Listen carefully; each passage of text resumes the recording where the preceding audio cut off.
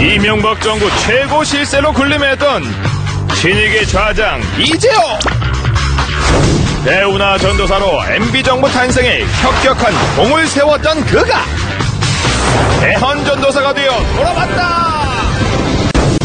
박근혜 후보의 4년 중임제는 장기 집권에 불과하다면서 분권형 대통령제 공약을 촉구하고 나선 이재호 의원. 연일 박근혜 후보에게 각을 세우며 선대위 참여 요청을 거부하고 있는 그의 진짜 속마음은 무엇일까? 대선까지 이제 남은 시간은 35일. 킹메이커 이재호는 과연 박근혜와 한 지붕 한 가족이 될 수 있을 것인가? 새로운 정치 세력을 꿈꾸는 왕의 남자 이재호 의원을 지금 바로 만나보자.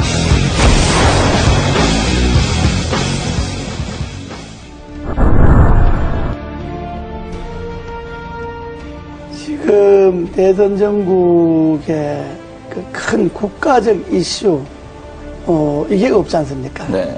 이제 이명박 정부가 끝나면 과거 이제 군사 독재에서 문민정부로 끝나는 한 시기가, 그러니까 김영삼 대통령, 김대중 대통령, 노무현 대통령, 이명박 대통령. 그러면 한 20년이라는 한 이제 시대가 이제 가지 않습니까? 네. 문민화되고 난 다음에. 그러면 여기에서부터 새로운 시대를 준비해야 되거든요. 네. 대선 후보들이 중요한 거는 한 시대를 마감하고 다음 시대로 넘어가는 국가적 큰 그림을 어떻게 그릴 것이냐. 네. 그것이 국가와 국민들에게 어떤 영향을 미칠 것이냐. 이 이야기를 해야 되는데 그 이야기에서 제가 몇 년 전부터 다음 시대는 개헌이고 네. 개헌의 방향 분권이다. 지금까지 우리나라가 권력의 문화가 지배해왔잖아요. 네. 그러니까 큰 권력이든 작은 권력이든 나라의 구석구석에 권력의 힘이 다 이게 미쳐서 그 권력의 힘에 뭔가 좀 가까운 사람만이 뭐 돈을 벌거나 자리를 차지하거나 뭐 이런 소위 나라 풍조가 되었잖아요. 네. 이제는 이러한 권력의 문화를 내려놓고 정말로 사람의 문화, 인간적인 문화가 나라 전반에 한번 골고루 퍼져야 된다. 그렇게 하려면 제일 중요한 게 우리나라에서 권력을 제일 많이 갖고 있는 사람이 대통령이잖아요. 네. 그러면 대통령부터 권력을 내려놓는 분권을 하는. 네. 그래서 대통령과 국회가 즉 행정부와 입법부가 분권을 하고 중앙정부가 지방정부가 분권을 하고 또 행정, 입법, 사법 이 3권에 있어서도 다시 한번 시대에 맞게끔 분권을 하는 그런 분권형 개헌이 이 시대 정치개혁의 핵심이다. 분권을 하다 보면 4년 갖고는 정책이 연관성이 없어질 수 있으니까 한번 중임하는 게 좋다는 거고 분권을 하지 않고 4년 중임하자고 하는 거는 임기 연장에 불과한 거죠. 네. 정권 연장하거나 잘나면 장기 집권하겠다는 것밖에 안 되니까 네. 그건 지난날에 우리 역사가 말하잖아요. 때문에 그냥 이 권력 이대로 4년 중임제 하자고 하는 거는 매우 위험한 발상이다. 이것이 지금 시대의 분권의 핵심이고 시대 정치개혁의 본질입니다. 여기에 한 정치인의 가치와 철학, 시대에 대한 안목, 미래에 대한 예견 이런 것들이 들어가서 분권형 개헌이 선진국으로 가고 대한민국 위상을 지킬 수 있는 길이다라고 하는 이 안목에서 출발해야지 단순히 권력을 잡기 위해서 이런 말 하면 표가 좀 더 올 거다 덜 올 거다 이 생각 해갖고 후보들이 이야기하면 건 안 되죠. 저는 뭐 개헌에 대한 분권형 개헌에 대해서 제일 좋기는 취임하고 1년 안에 하겠다든지 이런 확실한 공약이 제일 필요하지만은 그러니까 그거는 또 저 생각일 수가 있으니까 또 그렇게 생각하지 않는 사람일 수도 있으니까 일단 분권형 개헌을 비롯해서 취임 1년 안에 나라의 바람직한 방향으로 개헌을 하는데 이 시대의 흐름이 나눔이잖아요. 경제도 민주화하자 그러면서 왜 권력을 민주화 안 합니까?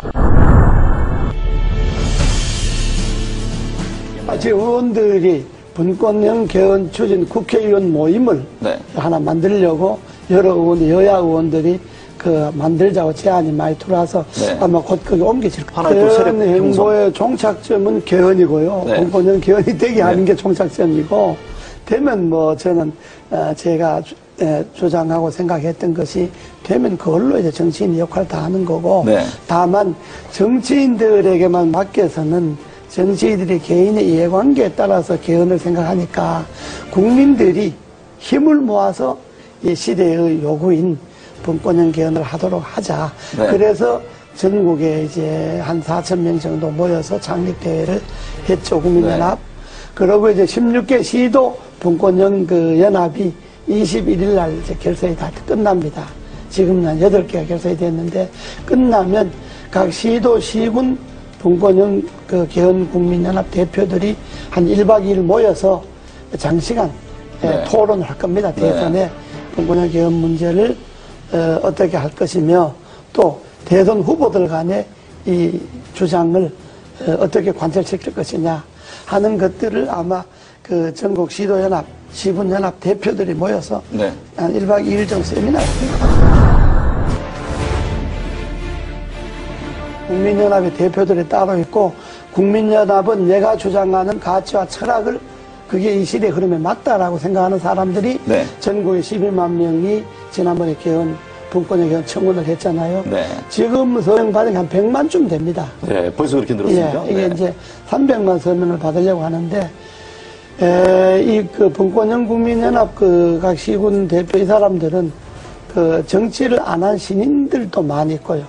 정치권에 있었던 사람들도 있고. 네. 그러니까 정말로, 이 분권이 맞다. 시대 흐름의 분권이 맞다라고 생각하는 일반 국민들이 참여를 해서 11만 명 쉽게 네. 발기내 서명해서 개헌 국회 청원 그렇다면, 그 일반적인 그런 제야단체, 국민, 연합, 이런 정치단체가 아니고, 네. 하나의 가치를 두고 뭉친 그러니까요. 그런 시민들, 국민들 그러니까 정파를 떠나서 가치 제안으로 하겠다는 그렇습니다. 말입니까? 모임이기 때문에 그거는 지금 발기인으로 개헌 청원한 것만 해도 11만 명이고, 지금 거기에 가두 서명을 한 사람만 해도 100만 명이 넘으니까, 아마 국민연합의 결정이 어느 정도 효과가 있을는지는 아직 모르겠습니다만은, 그러나 대선 전국에 간과해서는 안 될 거예요.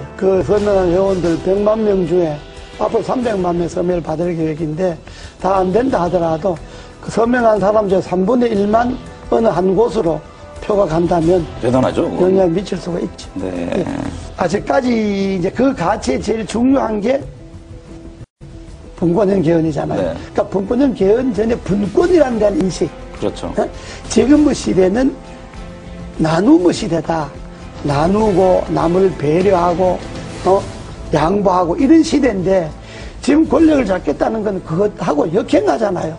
나눈 것도 독점하고 남을 배려하고 존중하는 것도 자기들에게 필요한 것만 배려가 존중이고, 쉽게 말하면 당 안에서는 대통합도 안 되고 당 안에서는 민주화도 안 되는데, 당 밖에 가서 대통합하고 민주화한다고 하면 그 진정성을 국민들이 어떻게 이해하겠느냐.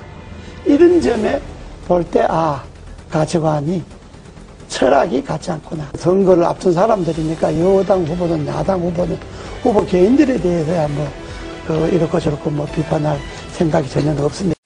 그러나 한 나라의 후보라고 하는 것은 여당 후보든 야당 후보든 지금 정책 발표 하잖아요. 한마디로 그 후보들의 정책 발표주에 공허하게 진정성이 없는 게 검찰 개혁 같은 게 있잖아요. 네. 검찰 개혁도 우리 헌법에 보면, 헌법 12조인가에 보면요, 영장 청구를 검사만이 하게 되어 있습니다. 그렇죠. 이게 검찰이 기소 독점으로 이어지잖아요. 네. 이게 전 세계 우리나라밖에 없습니다. 그럼 이 헌법 조항을 그대로 두고 어떻게 검찰 개혁이 가능합니까?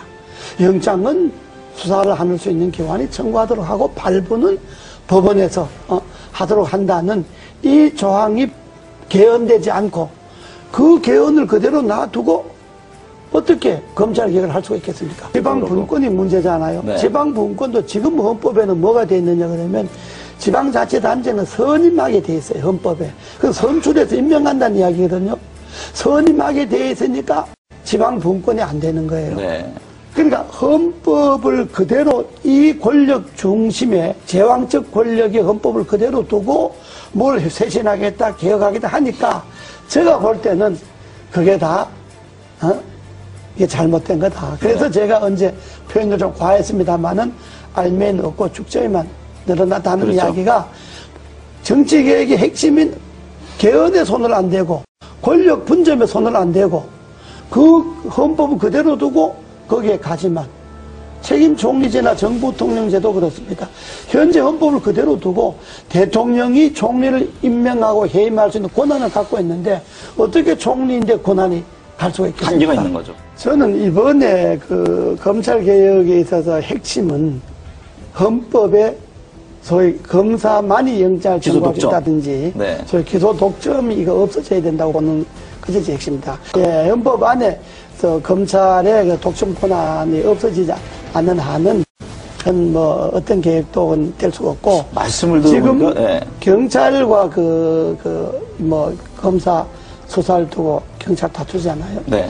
저는 검찰이 자기 식구가 부패와 부정이 있어서 수사를 경찰이 먼저 하겠다 그러면 경찰이 하는 걸 보고 경찰이 수사를 잘 못했다든지 기소를 하려고 그 경찰에서 넘어온 것을 조사해 보니까 부정한 게 많다든지 이럴 때 검찰이 나서서 조사한다는 옳은데 경찰이 조사한다는 건데 그걸 마치 뺏어가서 검찰이 자기 식구 조사하겠다 그러면 국민들이 그다 자기 식구 지금까지 관행으로 봐서 검찰이 검사 조사한다는 것에 대해서 진정성을 믿겠습니까? 그러니까 그거는 경찰이 조사하는 건 경찰이 조사하도록 놔두고 네. 경찰 조사 결과가 미흡하다. 그러면 검찰이 손을 대야죠.